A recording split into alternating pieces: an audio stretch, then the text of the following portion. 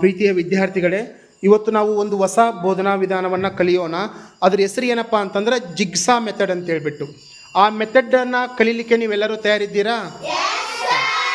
ಆ ಜಿಗ್ಸಾ ಮೆಥಡ್ನ ವಿಶೇಷತೆ ಏನಪ್ಪ ಅಂತಂದರೆ, ಈಗ ನಿಮಗೊಂದು ಬಿಡಿ ಬಿಡಿಯಾದಂಥ ಚಿತ್ರಗಳನ್ನು ಕೊಟ್ಟಿರ್ತೀನಿ ನಾನು, ಹೌದಾ?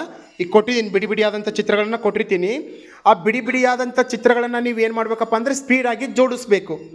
ಸ್ಪೀಡಾಗಿ ಜೋಡಿಸಿದಾಗ ಏನಾಗುತ್ತಪ್ಪ ಅಂತಂದರೆ ಅದು ಒಂದು ಸರಿಯಾದ ಚಿತ್ರವಾಗಿ ರೆಡಿ ಆಗುತ್ತೆ. ಓಕೆ, ಯಾರು ವೇಗವಾಗಿ ಸ್ಟಾರ್ಟ್ ಮಾಡಿ, ಯಾರು ವೇಗವಾಗಿ ಆ ಚಿತ್ರವನ್ನು ಕಂಪ್ಲೀಟ್ ಮಾಡ್ತಾರೆ ನೋಡೋಣ. ಸ್ಟಾರ್ಟ್ ಮಾಡೋಣ. Okay, start.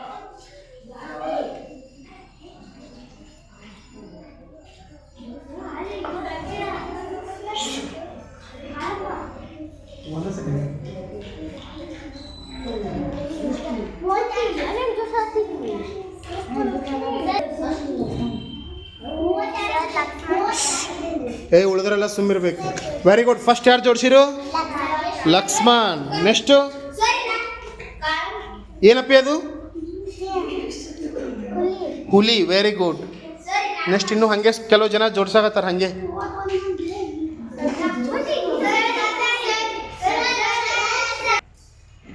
ನೆಕ್ಸ್ಟ್ ಇವನು ಜೋಡಿಸಿದಾನೆ ಲಕ್ಷ್ಮಣ್. ಏನಪ್ಪ ಅದು ಲಕ್ಷ್ಮಣ್?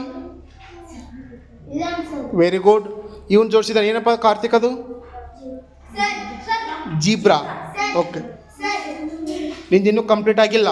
Very good. ಇವನು ಕಂಪ್ಲೀಟ್ ಆಗಿದೆ. ಏನಪ್ಪ ಅದರ ಹೆಸರು? ನದಿ ಹಾಗೂ ಕಾಡು. ಹೌದಾ? Very good.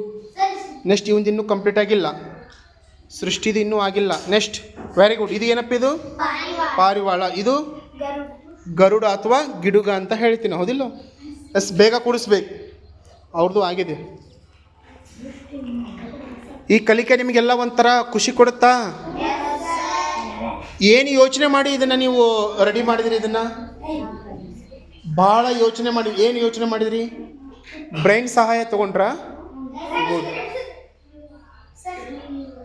Yes, very good. ಇವನು ಕಂಪ್ಲೀಟ್ ಆಯ್ತು. ಏನಪ್ಪ ಇದ್ರ ಹೆಸರು? ಸಿಂಹ. ಏನದು? ಸಿಂಹ. ಸೃಷ್ಟಿ ಇನ್ನೂ ಆಗಿಲ್ಲ, ಟ್ರೈ ಮಾಡಬೇಕು. ಎಸ್, ನಿಂದು ಇನ್ನೂ ಆಗಿಲ್ಲ, ಟ್ರೈ ಮಾಡಬೇಕು. Very good, super. ಕ್ಲಾಪ್ಸ್ ಹೊಡ್ರಿ ಎಲ್ಲರಿಗೂ.